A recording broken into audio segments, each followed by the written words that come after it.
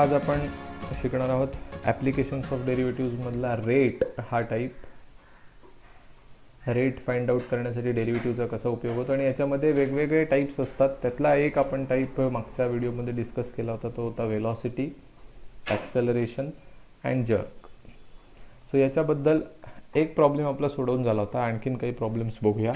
So इथे एक problem तुम्हाला आता दिसतच असेल, ज्याच्यामध्ये असं म्हटलं आहे, प्रॉब्लेम नंबर 2 आहे, हा सॉल्व्डमधला आहे. The displacement of the particle at a time T is given by this equation. आणि ते म्हणतात फाइंड द टाईम शोधून हवा आहे. कधी? When the acceleration is 14 feet per second square. ॲक्सेलरेशनची व्हॅल्यू दिलेली आहे आणि वेलॉसिटी आणि डिस्प्लेसमेंट ॲट दॅट टाईम हे पण त्यांना पाहिजे.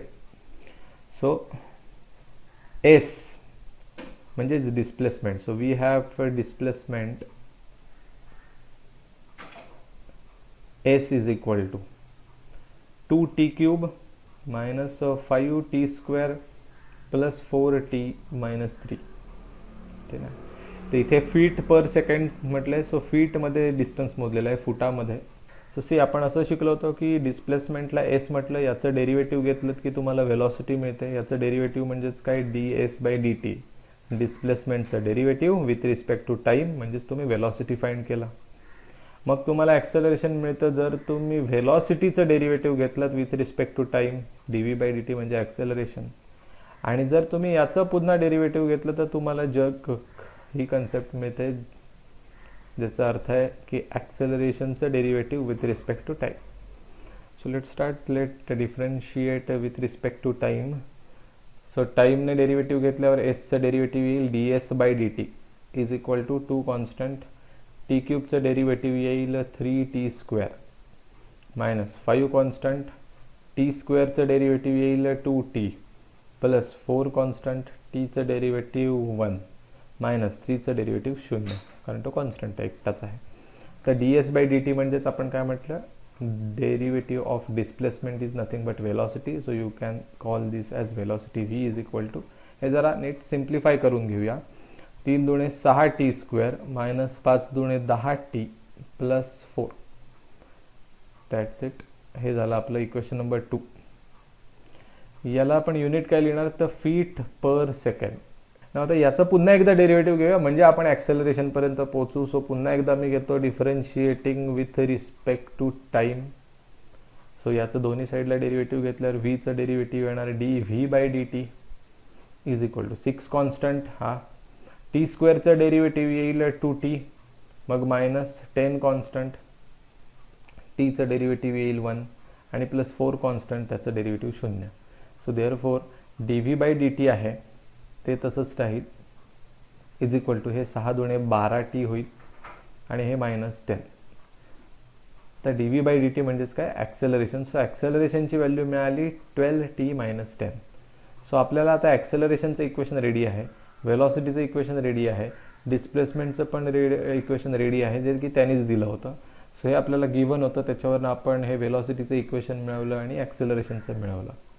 आता त्यांनी दिलेला डेटा कसला आहे तो ओळखूया. तर त्यांनी म्हणतात ते ॲक्सेलरेशन, ते म्हणतात की आम्हाला माहिती आहे ॲक्सेलरेशन किती आहे. That acceleration A is 14 feet per second square. हे फीट पर सेकंड स्क्वेअर युनिट असणार. तर ते म्हणतात ॲक्सेलरेशनची व्हॅल्यू गिवन आहे 14 feet per second square. आणि जेव्हा ते असेल तेव्हा नेमका टाईम किती झाला असेल ते विचारतात. सो तुम्हाला लक्षात येईलच इक्वेशनमध्ये ए आणि टीमध्ये रिलेशन आहे. मग जर एची व्हॅल्यू दिली तर टाईम मिळेल, टाईमची व्हॅल्यू दिली तर ए मिळेल.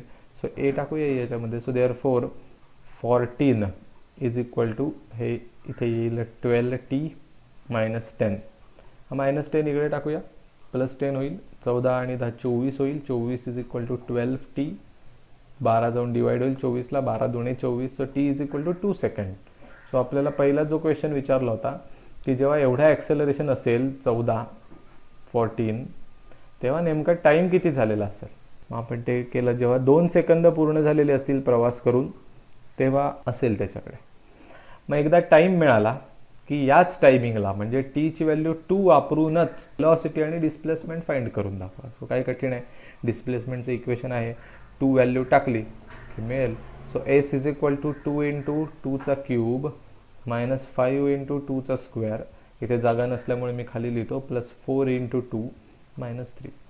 सो फायनली 2 चा क्यूब, 2 चा क्यूब किती आहे 8 मायनस 5 इंटू 2 चा स्क्वेअर 4 प्लस 4 दुणे 8 वजा 3. सो फायनली आपल्याला असं मिळालं 8 दुणे 16 5 चोक 20 अधिक 8 वजा 3. राईट. सो 16 ने 8 24, 24 वजा 20 4, 4 वजा 3 1 फीट, 1 फीट पुढे गेलेलं असेल, डिस्प्लेसमेंट कव्हर झालेलं असेल 1 फीट. आणि वेलॉसिटी पण विचारलं. सो वेलॉसिटीच्या फॉर्म्युलामध्ये म्हणजे या फॉर्म्युलामध्ये तुम्ही 2 टाका तर तुम्हाला मिळेल वेलॉसिटी 6 इंटू 2 चा square minus 10 into 2 plus 4. So हे 2 चा स्क्वेअर 4, 6 चोक 24 होतील मायनस 10 दुणे 20 होतील प्लस 4. सो 28 वजा 20 म्हणजे 8 फीट पर सेकंड एवढी वेलॉसिटी असेल. सो 2 सेकंदाची जर्नी पूर्ण झाली तेव्हा डिस्प्लेसमेंट झालेलं असेल 1 फीट, वेलॉसिटी असेल 8 फीट पर सेकंड आणि ॲक्सेलरेशन असेल 14 फीट पर सेकंड स्क्वेअर. हे काय आपण काढलेलं नाही आहे, त्यांनी दिलं. त्यांनी दिलेल्यावरनं मी टाईम काढला, टाईमवरनं डिस्प्लेसमेंट काढलं, डिस्प्लेसमेंटवरनं वेलॉसिटी काढली. Next application is again rate. आता जो आपण रेटबद्दल बघतोय हा rate of change of length असेल, rate of change of breadth असेल, rate of change of area असेल, rate of change of volume असेल, rate of change of height असेल. सो आता या गोष्टी कशा टाईमप्रमाणे बदलू शकतात किंवा एकमेकांप्रमाणे बदलू शकतात, लाईक रेडियस. सो असं समजा की एक मोठा फुगा आहे ज्याची रेडियस r आहे आणि ही जर रेडियस हळूहळू चेंज व्हायला लागली, जर वाढली तर फुगा मोठा होणार आणि जर फुगा मोठा झाला याचा अर्थ त्याचं व्हॉल्यूम वाढलं. जर छोटा झाला तर रेडियस छोटी होणार आणि व्हॉल्यूम पण लहान होणार. सो रेडियस चेंज झाली की व्हॉल्यूम चेंज होतं, रेडियस चेंज झाली की एरिया चेंज होतो, किंवा लेंथ बदलली की व्हॉल्यूम बदलतं, लेंथ बदलली किंवा ब्रेड्थ बदलली की व्हॉल्यूम बदलू शकतं, हाईट चेंज झाली की व्हॉल्यूम बदलतं किंवा एरिया बदलतो, ब्रेड्थ आणि लेंथ प्रमाणे एरिया बदलतो. सो या क्वांटिटीज आहेत ना या एकमेकांप्रमाणे बदलणार आहेत. सो या क्वांटिटींबद्दल काही प्रॉब्लेम्स डिझाईन केले जातील. प्रॉब्लेम घेण्याच्या आधी आपण समजून घ्या की रेट घ्यायचं म्हणजे नेमकं काय करायचं. फॉर एक्झाम्पल तुम्हाला माहिती आहे की एरिया ऑफ सर्कल किती आहे, तर एरिया ऑफ सर्कल आहे पाय r square in terms of radius. जर आपण रेडियसच्या भाषेत लिहिला तर area of circle is a पाय r स्क्वेअर. मग एरियासाठी मी a नाव लिहितो इज इक्वल टू पाय r स्क्वेअर. आता मुलांना समजायला ना थोडंसं डिफिकल्ट का जातं कारण ही नवीन अक्षर आहेत म्हणून. आता असं समजूया तात्पुरता मी एरियासाठी y लेटर वापरतो, पायचं पायच ठेवतो कारण तो एक कॉन्स्टंट आहे, नंबर आहे 3.14 त्याची एक व्हॅल्यू आहे. आणि r साठी तात्पुरता x म्हणतो थोड्या वेळासाठी. मुलांना समजण्यामध्ये कुठे प्रॉब्लेम आहे ते लक्षात घ्या. आता समजा हे y इज इक्वल टू पाय x स्क्वेअर असतं, मी याचं डेरिव्हेटिव्ह घेतलं असतं तर dy बाय dx आलं असतं, पाय कॉन्स्टंट आणि x स्क्वेअरचं डेरिव्हेटिव्ह आलं असतं 2x. एकदम सिंपल आहे समजून घ्यायला, कळायला हे आरामात तुम्हाला इझिली कळू शकतं. ठीक आहे, हा एक प्रकार झाला. आता इथे लक्षात आलं की ए म्हणजे काय, ए म्हणजे एरिया होता, त्या एरियाला आपण y म्हटलं. सो इथे y म्हणजे थोडक्यात एरियाच आहे, फक्त नाव y दिलं आहे पण डेरिव्हेटिव्ह लगेच समजतं. सो हे काय आहे change in y, change in y, dy म्हणजे चेंज इन y आणि y म्हणजेच कोण एरिया. सो मी असं म्हणू शकतो की नाही चेंज इन एरिया आहे हा अपॉन काय dx. x म्हणजे काय आपण कोणाला x म्हटलं होतं r ला. सो r याचा अर्थ radius. So change in r. So change in area with respect to change in r म्हणजे तुम्ही थोडक्यात रेटच काढला की एरिया किती बदलेल रेडियस प्रमाणे, दॅट इज रेट. मग होतं काय की x आणि y मध्ये लगेच कळतं. प्रॉब्लेम होतो इकडे जेव्हा मी असं म्हणतो differentiating with respect to r. जसं की a चं derivative with respect to r येणार dA by dr is equal to pi into r स्क्वेअरचं डेरिव्हेटिव्ह 2r. एवढंच काय ABC हे मराठी अक्षरं पण आपण वापरू शकतो ABCच्या ऐवजी. आता आपण काय मराठी जर छापायचं म्हटलं ना तर DA बाय DB असं पण म्हणू शकतो मी, काही फरक नाही पडत आणि कोण चुकीचं देऊ शकत नाही. जय महाराष्ट्र. DA बाय DB ए मधला चेंज अ मधला चेंज विथ रिस्पेक्ट टू ब, काय फरक पडतो? अ म्हणजे एरिया, ब म्हणजे रेडियस, खतम. तर इथे पण त्याप्रमाणे इथे ब येणार, हे पण नक्कीच आहे. सो वाटेल ते लेटर येऊ शकतं आणि कुठल्याही डेरिव्हेटिव्ह कुठल्याही टर्मने आपल्याला डेरिव्हेटिव्ह घ्यायला लागू शकतं. सो त्यात काही नवीन नाही आणि आपण कन्फ्यूज व्हायचं कारण नाही. आता आपण असं समजूया, see A is equal to, हे बेसिक सांगितलं. आता आपल्याला काय एक्सपेक्टेड आहे ते आता समजून घ्या. Pi A is equal to pi R square. See now I am not differentiating with respect to R, I am differentiating with respect to T. इथे गडबड व्हायला सुरुवात होते. सो लाईक हे पॅरामीटर आहे ए म्हणजे काय? एरिया, तो पण टाईमवर डिपेंडंट आहे. आर रेडियस पण कशावर डिपेंडंट आहे? टाईमवर. सो थोडक्यात A is dependent on T, Y is also dependent on T. मग आता इथे differentiating with respect to T केल्यावर कसं उत्तर येतं बघा. एचं derivative of A with respect to time T is equal to pi constant.